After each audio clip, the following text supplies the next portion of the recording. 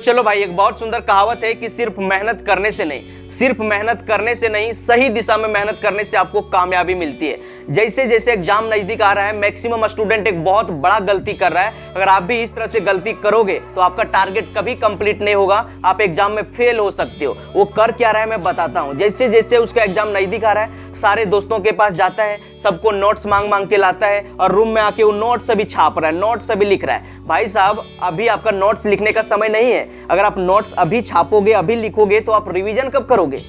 देखो यार, एक बहुत सुंदर कहावत है कि प्रैक्टिस मेक्स मैन परफेक्ट। जितना ज्यादा प्रैक्टिस करोगे उतना ही ज्यादा परफेक्ट होगे। आपने कई बार देखा होगा, जब आप एग्जाम हॉल में जाते हैं, जब आपको क्वेश्चन पेपर मिलता है, जैसे क्वेश्चन पेपर आप पढ़ते हैं, लगता है कि यार ये क्वेश्चन का जो आंसर है मेरा दिमाग में है, मेरा पेट में है, लेकिन मेरा दिमाग में नहीं आ रहा है, मेरा पेट में है लेकिन मेरे दिमाग में नहीं आ रहा है। ऐसा उसी स्टूडेंट को होता है जो रिवीजन नहीं करता है। अगर आप सिर्फ नोट्स बनाओगे, नोट्स लिखोगे ना, और ये क्वेश्चन अगर आपको परीक्षा में लड़ गया, भिड़ गया, तो आपको एक टॉपिक हेडिंग याद आने लगेगा और इसके नीचे क्या लिखा हुआ है आपको आधे नहीं आएगा। तो आप हॉल में जाके करोगे कि यार मेरा पेट में है, मेरा दिमाग में नहीं आ रहा है, मेरा पेट में है, मेरा दिमाग में नहीं आ रहा है। इसीलिए भाई अभी जो है लिखने पर नहीं, छापने पर नहीं, प्रैक्टिस करने पर ध्यान दो। एक बहुत सुंदर कहावत है कि प्रैक्टिस मेक्स मैन परफेक्ट। आपने ब्रूस ली का नाम सुना होगा। ब्रूस ली, अगर ब्रूस ली किसी को एक पंच मारता था ना तो 15 से 20 फीट दूर जाके गिरता था। और उसने एक बहुत सुंदर कहावत बोला है कि मुझे उससे डर नहीं लगता है जो 10,000 तरीके से किक चलाता है, लात मारता है। मुझे उससे डर लगता है जो एक किक को 10,000 बार प्रैक्टिस कर लेता है। जब उसका किक से पड़ेगा तो मैं गिर जाऊंगा।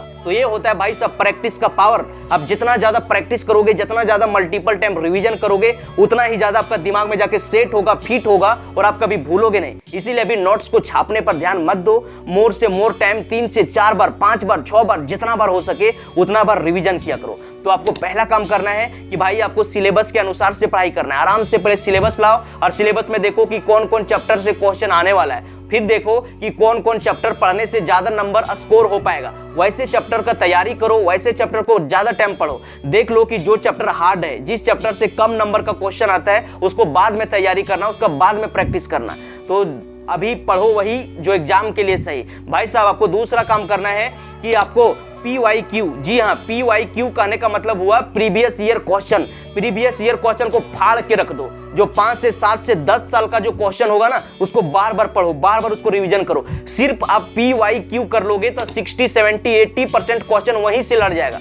जिस तरह से पढ़ने का सिलेबस होता है, उसी तरह क्वेश्चन पूछने का भी सिलेबस होता है। आप जब क्वेश्चन बैंक को पलटाओगे तो देखोगे कि यार वह टॉपिक से बार बार 1 साल 2 साल 2 साल 1 साल 2 साल 3 साल छोड़ के वही सब टॉपिक से बार बार क्वेश्चन आता है। अगर वैसा टॉपिक को आप 10 साल का प्रीवियस ईयर क्वेश्चन कर लोगे तो ऐसी भी आपका एग्जाम का तैयारी हो जाएगा और आप एग्जाम को फोड़ सकते हो। आपको तीसरा काम करना है कि भाई साहब, जो आपका स्कूल में, कॉलेज में, ट्यूशन में टेस्ट ले रहा होगा, एक भी टेस्ट मत छोड़ना। क्योंकि टीचर जो है PYQ से मतलब क्वेश्चन सेट करता है और जो टॉपिक आने वाला है या फिर जो टॉपिक इंपॉर्टेंट है, वैसे टॉपिक से क्वेश्चन को सेट करता है, ताकि भले आप कुछ नहीं जानते हो फिर भी टेस्ट देने के लिए जाओ। जब आप टेस्ट में बैठोगे ना तो एक तो आपका एटीट्यूड बिल्ड होगा, आपको समय का भी पता चलेगा, और अगर आप नहीं लिख पाओगे तो गुस्सा आपको आएगा, फिर आप रूम में आके पढ़ाई करोगे। इसलिए एक भी टेस्ट को आपको नहीं छोड़ना है, हर एक टेस्ट को देना है। टेस्ट में जब बैठोगे तो आपका डर खत्म होगा। जिस टाइम पहले टेस्ट नहीं लिया जाता था, जो बच्चा टेस्ट नहीं देता है, जब एग्जाम हॉल जाएगा तो ऐसे उसका पैर हाथ पूरा थरथराने लगता है, कांपने लगता है। जो भी वो पढ़ के गया रहता है वो भी भैया वो वहां जाके भूल जाता है। लेकिन जब आपका टेस्ट में बैठने का आदत रहेगा ना,